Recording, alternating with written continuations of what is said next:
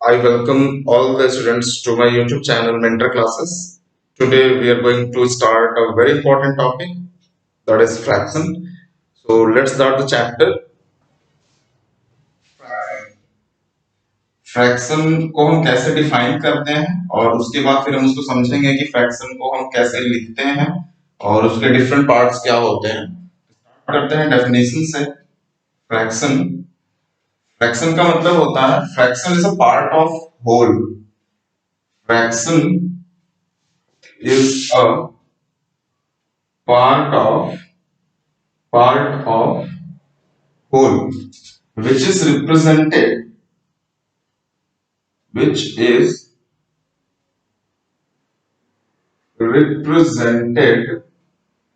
in the form of p by q, which is represented in the form of p by q, where p and q are whole number and q is not equal to 0. So this is the definition of fraction. तो ये fraction का definition है और इसको समझते हैं कि fraction क्या होता है। Fraction is a part of whole. Whole का मतलब होता है पूरा और पार्ट का मतलब एक छोटा सा हिस्सा। तो अगर हम एक पूरे कोई भी चीज ले लें, कोई भी कंप्लीट चीज ले लें, या फिर हम एक रोटी ले लें या फिर केक ले लें या कोई भी चीज ले लें और उसमें से एक छोटा सा हिस्सा हम काट के निकाल लें, तो वो छोटा सा हिस्सा जो है फ्रैक्शन कहलाता है। नाउ अगर कोई कंप्लीट नंबर है, होल नंबर है, नेचुरल नंबर है, तो हम उसको आसानी से लिख सकते हैं 2 4 6 जो भी है। तो क्योंकि कंप्लीट नंबर है उसको हम लिख सकते हैं। लेकिन जहां पे एक छोटा सा हिस्सा हमने निकाल लिया है, एक पार्ट निकाल लिया उसका, तो उस पार्ट को अगर मुझे न्यूमेरिक वैल्यू से रिप्रेजेंट करना है, नंबर से रिप्रेजेंट करना है, तो हम उसको कैसे रिप्रेजेंट करेंगे और किस तरीके से हम उसको लिखेंगे। एक पार्ट है, दो पार्ट है, तीन पार्ट हमने निकाल लिया, तो हम उसको किस तरीके से रिप्रेजेंट करेंगे। तो उसको रिप्रेजेंट करने के लिए हम फ्रैक्शन पढ़ते हैं। फ्रैक्शन के फॉर्म में हम उसको रिप्रेजेंट करते हैं। फ्रैक्शन का मतलब है छोटा सा हिस्सा कंप्लीट का। तो उसको लिखने के लिए हम p बाई q का यूज करते हैं। वहां पे क्या है, p और q जो है कोई भी होल नंबर हो सकता है। Whole number means which start from 0 0 1 2 3 4। तो p भी कोई भी होल नंबर हो सकता है, q भी हो सकता है, but the condition is q जो है वो कभी भी 0 नहीं होगा। 0 को छोड़ के कुछ भी हो सकता है, 1 हो सकता है, 2 हो सकता है, 3 हो सकता है, लेकिन अगर 0 है तो 0 कभी भी नॉट डिफाइंड एज 0 गलत होगा। तो 0 नहीं होगा। This is the definition of fraction. और इसी को हम समझते हैं कि हम फ्रैक्शन को कैसे लिखते हैं और p और q का क्या मतलब होता है। एक चीज और है इसमें, जो हम p बाई क्यू लिखते हैं, यहाँ पे p जो है इसको हम न्यूमरेटर कहते हैं। p को न्यूमरेटर कहते हैं और q को हम डिनोमिनेटर कहते हैं। q को डिनोमिनेटर कहते हैं और हम इसको कैसे लिखेंगे एक एग्जांपल से देखते हैं।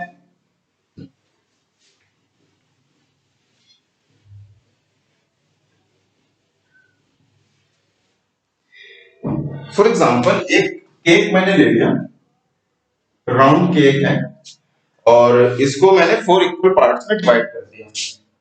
इस केक को मैंने 4 इक्वल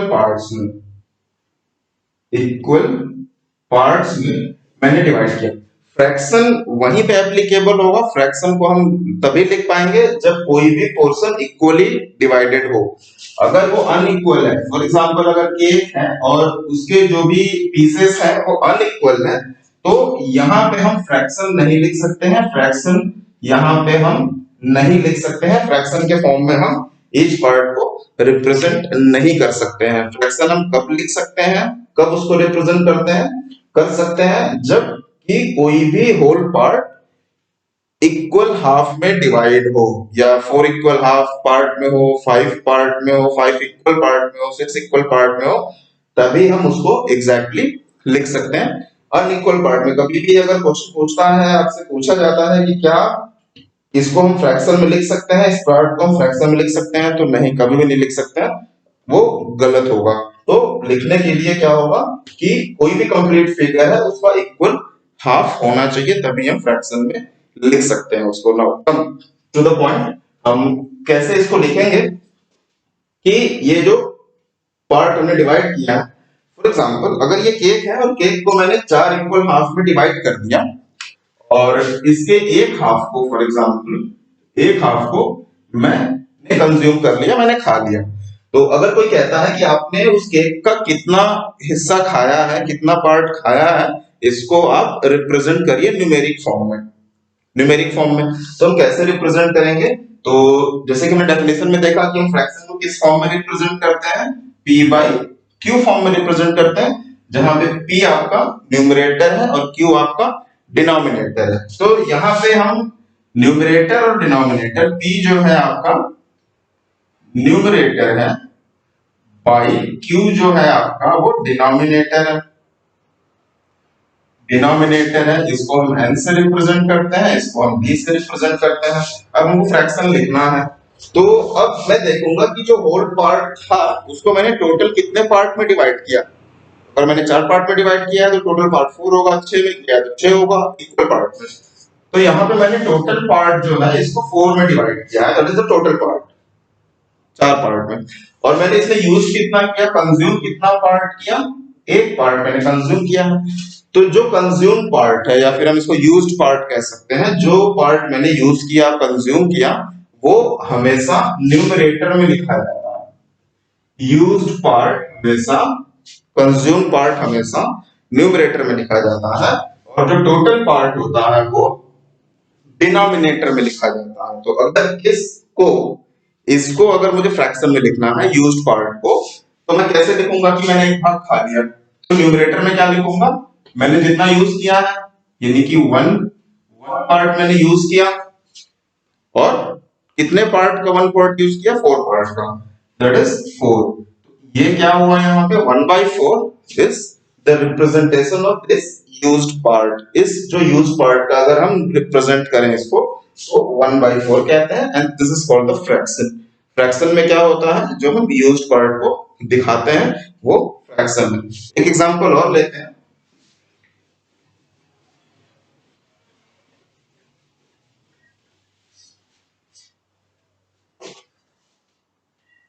अगर क्वेश्चन दिया होगा ऐसे और इसको एग्जैक्टली 6 पार्ट में डिवाइड किया गया है इक्वल हाफ में, और इसको ऐसे सेट कर दिया गया है, इसके 2 पार्ट को सेट किया हुआ है, और क्वेश्चन पूछता है कि right the fraction of shaded part. जो शेडेड पार्ट है, शेडेड पार्ट मतलब एक दो, टोटल पार्ट कितने हैं, 6 हैं, तो 6 में से 2 पार्ट शेडेड है, और क्वेश्चन पूछता है कि right the fraction of shaded part. तो शेडेड पार्ट का क्या फ्रैक्शन होगा, तो पहले तो मुझे देखना होगा कितना पार्ट जो है वहां पे शेडेड है। तो शेडेड पोर्शन कितना है, शेडेड पोर्शन जो है, शेडेड पोर्शन कितना है, 2 है। टोटल पोर्शन कितना है, 6 है। टोटल टोटल पार्ट कितने हैं, 6 है। तो अगर मुझे फ्रैक्शन लिखना है, किसका फ्रैक्शन लिखना है, शेडेड पार्ट का, fraction of shaded part. Fraction of shaded part अगर मुझे लिखना है तो मैं कैसे लिखूंगा, फ्रैक्शन ऑफ शेडेड पार्ट क्या होगा, कितना पार्ट सेट किया गया है, यूज किया गया है, जो भी आप कह सकते हो, 2 बाई टोटल पार्ट कितना है, 6 है, तो 2/6। तो इसका जो रिप्रेजेंटेशन होगा शेडेड पार्ट का वो होगा 2/6। कभी कभी क्वेश्चन पूछा जाता है कि अगर कोई फ्रैक्शन दिया है 3/7, 7 मींस क्या है, टोटल पार्ट 7 में डिवाइड किया गया, उसका 3 पार्ट यूज किया गया।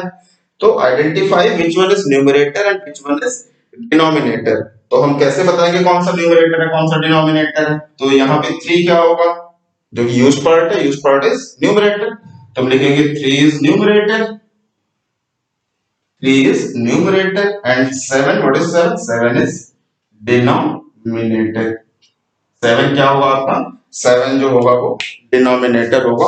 तो इस तरीके से जो हम फ्रैक्शन को डिफाइन करते हैं, और फ्रैक्शन का जो कॉन्सेप्ट है वो इस तरीके से है। तो कभी भी हम फ्रैक्शन को, जब भी फ्रैक्शन लिखें, तो पहले ये चेक कर लें कि क्या वो इक्वली डिवाइड है कि नहीं डिवाइड है। अगर इक्वली डिवाइड है तभी हम फ्रैक्शन लिख सकते हैं, अगर इक्वली डिवाइड नहीं है तो हम फ्रैक्शन नहीं लिख सकते हैं। फ्रैक्शन किस फॉर्म में रिप्रेजेंट किया जाता है, fraction p by q form में रिप्रेजेंट किया जाता है, where p is numerator q is denominator, जो कि पी एंड क्यू जो है होल नंबर है, और क्यू को कभी भी हम जीरो नहीं लिखेंगे, q is not equal to zero. अगर क्यू जीरो है तो वो फ्रैक्शन गलत है। तो ये आज का इंट्रो पार्ट था, इंट्रोडक्शन था फ्रैक्शन का। आपको कैसा लगा जरूर बताइएगा। मिलते हैं इसके नेक्स्ट पार्ट में। Thank you.